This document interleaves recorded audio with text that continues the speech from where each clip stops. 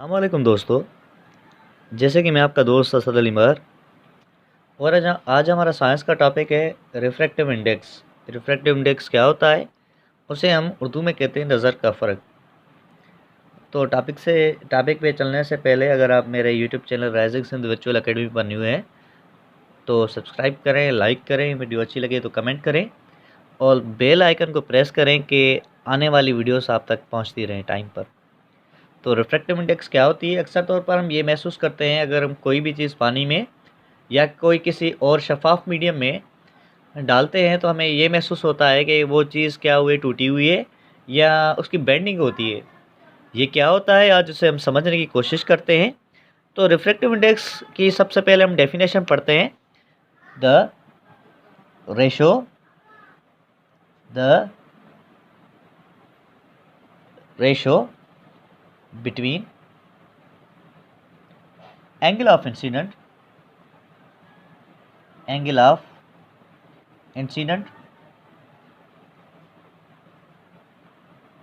angle of incident theta I and angle of refraction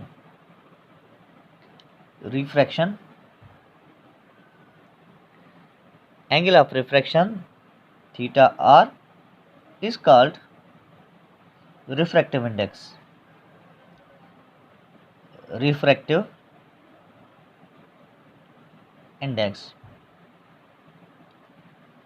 The ratio between angle of incident theta I और angle of refraction का जो ratio होता है उसे हम क्या कहते हैं? रिफ्रैक्टिव इंडेक्स कहते हैं। तो सबसे पहले हम समझने की कोशिश करते हैं कि एंगल ऑफ इंसिडेंट क्या होती है। एंगल ऑफ इंसिडेंट उसे हम कहते हैं जब हमारे किसी भी मीडियम में से कोई चीज़ आए। मिसाल के तौर पर सूरज से क्या आती है? रोशनी आती है। जो उसके रेस होते हैं उस रेस को हम क्या कहते हैं? Incident rays. क्या कहते हैं? जो सूरज से हमारे पास रेज़ आते हैं उन रेज़ को हम क्या कहते हैं? Incident rays. तो जो इंसिडेंट रेज़ होते हैं वो किसी के साथ एंगल बनाते हैं। मिसाल के तौर पर मिसाल के तौर पर ये हमारे पास कोई सरफेस है, ये सूरज से कोई भी रोशनी आती है तो ये सूरज से जो रोशनी आएगी, ये जो रेज़ आएंगे, इस रेज़ को हम क्या कहते हैं? Incident rays. ये इंसिडेंट रेज़ किसी के साथ, मिसाल के तौर पर इस सरफेस के साथ कोई एंगल बनाते हैं तो उस एंगल को हम क्या कहते हैं? Angle of incident. ये सूरज के रेस या किसी भी मीडियम के रेस किसी के साथ कोई भी एंगल बनाए, उस एंगल को हम क्या कहते हैं? Angle of incident. जो जाविया बनाए उस जाविये को हम क्या कहते हैं? एंगल ऑफ इंसिडेंट कहते हैं। उसके बाद क्या होता है? Angle of refraction. Angle of refraction हम उसे कहते हैं, मिसाल के तौर पर ये हमारे पास कोई भी मीडियम है, ये ग्लास है। ये जो इंसिडेंट रेज़ हैं, ये इंसिडेंट रेज़ क्या करेंगे? इस ग्लास से, इस शीशे से निकल कर क्या करेंगे? इस तरफ आएंगे। क्या करेंगे? इस तरफ आएंगे। जो रेज़ इंसिडेंट रेज़ के बाद किसी मीडियम से क्रॉस हो जाते हैं, उस क्रॉस के बाद उस रेज़ को कहते हैं रिफ्रैक्टेड रेज़। ये जो रे होगा, जो किसी मीडियम के साथ क्रॉस हो जाएगा, उस रे को हम क्या कहेंगे? Refractive rays. ये जो रिफ्रैक्टिव रेज़ है ये एंगल बनाएंगे। इस एंगल को, इस ज़ाविये को हम कहते हैं एंगल ऑफ रिफ्रैक्शन कहेंगे। तो रिफ्रैक्टिव इंडेक्स क्या होती है? Angle of incident theta I और एंगल ऑफ रिफ्रैक्शन के रेशो को हम क्या कहते हैं? रिफ्रैक्टिव इंडेक्स कहते हैं। तो इसे समझने के लिए हम डायग्राम की तरफ चलते हैं। तो फॉर एग्जांपल हमारे पास कोई भी पेंसिल है, कोई भी पेन है, हम वाटर में क्या किए? डिप किए। तो वाटर में डिप किए तो ये हमें ऐसा महसूस होता है कि ये जो पेंसिल है, ये जो पेन है, ये आधी से टूटी हुई है, हमें ये महसूस होता है। ये क्यों होता है? आप देखें कि यहाँ पर वाटर मौजूद है, पानी है, और यहाँ पर क्या है? एयर मौजूद है। जब हमारी लाइट जब किसी रेयर मीडियम से डेंसर मीडियम में जाती है तो ना सिर्फ वो अपनी स्पीड में चेंजिंग लाती है, पर डायरेक्शन में भी उसकी क्या आती है? चेंजिंग आती है। रेयर मीडियम क्या होते हैं? रेयर मीडियम उसे कहते हैं जिसके मालिक्यूल्स क्या हो, जिसके मालिक्यूल्स दूर दूर तक फैले हुए हो। मिसाल के तौर पर हमारे जो एयर मालिक्यूल्स होते हैं वो आपस में क्लोज नहीं होते हैं, वो क्या क्या होते हैं, आपस एक दूसरे से क्या होते हैं, दूर होते हैं। उसे हम क्या कहते हैं? रेयर मीडियम कहते हैं। और डेंसर मीडियम किसे कहते हैं? ऐसा हमारे पास कोई मीडियम जिसके मालिक्यूल्स आपस में जुड़े हुए हों, बिल्कुल क्लोज हो, उसे हम क्या कहते हैं? रेयर मीडियम कहते हैं। तो हमारी जो लाइट होती है वो जब रेयर मीडियम में से डेंसर मीडियम में आती है तो क्या होती है? उसकी स्पीड में भी चेंजिंग आती है और डायरेक्शन में भी क्या आती है? चेंजिंग आती है। तो किस वजह से डिफरेंस, किस वजह से आता है डिफरेंस आता है? एक तो स्पीड ऑफ लाइट में आता है, स्पीड ऑफ लाइट में आता है डिफरेंस, और दूसरा जो हमारे पास डिफरेंस आता है वो डायरेक्शन में डिफरेंस आता है, डायरेक्शन। ये डिफरेंस क्यों आता है? ये ड्यू टू मॉलिक्यूल्स की वजह से आता है, ड्यू टू मॉलिक्यूल्स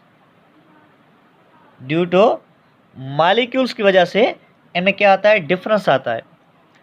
तो जो हमारे पास यहाँ पर जो एंगल बनेगी, ये जाविया बनेगा, इस जाविये को हम क्या कहते हैं? थीटा आई, मतलब एंगल ऑफ इंसिडेंट।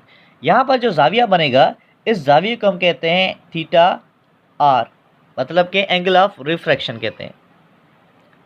तो ये जो स्पीड ऑफ लाइट होती है, speed of light in air, जो हमारी रोशनी की रफ्तार होती है वो एयर में कितनी होती है? वो 3 × 10⁸ मीटर पर सेकंड होती है। और जो हमारे पास speed of light in water होती है, speed of light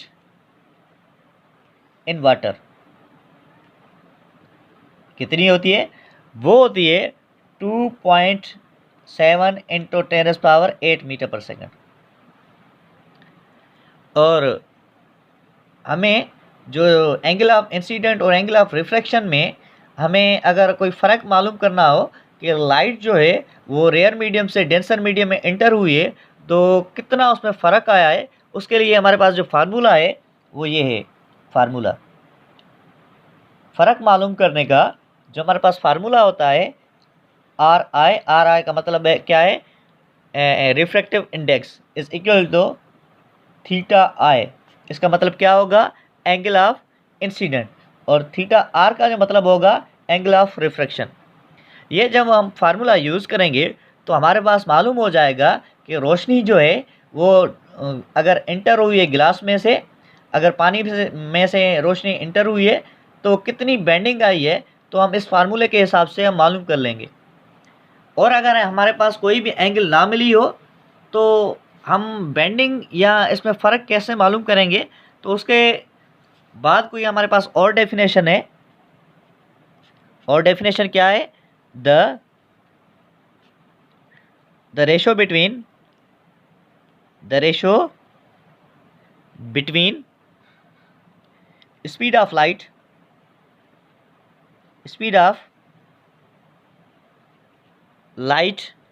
in air and in medium is called refractive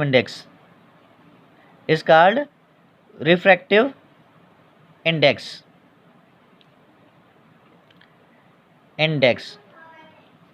जब हमारी कोई रोशनी हो, वो जो स्पीड ऑफ, जब हमारी रोशनी की स्पीड एयर में हो और किसी भी मीडियम हो, उसका जो रेशो होगा, उसका जो डिवाइड होगा, हम उसे करेंगे तो हमें पता चल जाएगा उसकी रिफ्रैक्टिव इंडेक्स क्या है। तो मीडियम किसे कहते हैं? मीडियम हम उसे कहते हैं कोई ऐसा हमारे पास मटेरियल जिसमें से हमारी लाइट क्रॉस हो जाए, उसे हम क्या कहते हैं? मीडियम कहते हैं। मिसाल के तौर पर हमारे पास जो एयर है उसमें हमारी लाइट क्या होती है? क्रॉस हो जाती है। और वाटर है, उसमें भी हमारे पास जो लाइट हो जाती है वो क्रॉस हो जाती है। और ग्लास है और डायमंड है, इनमें हमारी जो रोशनी होती है वो क्रॉस हो जाती है। और बहुत सारे मटेरियल्स हैं जिसमें हमारी लाइट क्या होती है? क्रॉस हो जाती है। वो हमारे पास क्या होते हैं, वो हमारे पास मीडियम होते हैं। तो जो इसका और एक फार्मूला है इस रिफ्रैक्टिव इंडेक्स का, वो ये है RI का मतलब क्या है, रिफ्रैक्टिव इंडेक्स VL का यहाँ मतलब होगा speed of light in air. उसके बाद VL, यहाँ पर VL का मतलब क्या होगा, speed of light in water. एक बात याद रखें, जो स्पीड ऑफ एयर होगी वो हमेशा हम ऊपर रखेंगे, क्योंकि स्पीड ऑफ लाइट क्या होगी, वो ज़्यादा होगी। और जो हम बड़े डिजिट्स में से हम छोटा डिजिट क्या करते हैं, माइनस करते हैं या डिवाइड करते हैं। तो refractive index is equal to VL, speed of light in air कितनी है, 3 × 10⁸ है। तो हम क्या करेंगे, 3 × 10⁸ मीटर पर सेकंड रखेंगे। और speed of light in water कितनी है, 2.7 × 10⁸, 2.7 × 10⁸ मीटर पर सेकंड। ये 10⁸ मीटर पर सेकंड, 10⁸ मीटर पर सेकंड क्या होगा, कैंसिल हो जाएगा। Refractive index is equal to 3/2.7।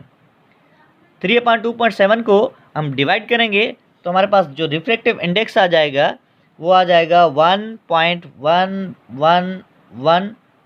ये हमारे पास क्या हो जाएगा, रिफ्रैक्टिव इंडेक्स हो जाएगा।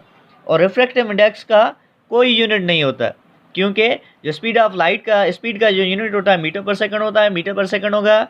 और मीटर पर सेकंड हमारे पास क्या हो जाएगा, कैंसिल हो जाएगा। तो इसी वजह से रिफ्रैक्टिव इंडेक्स का नो यूनिट होता है। क्या होता है, नो यूनिट।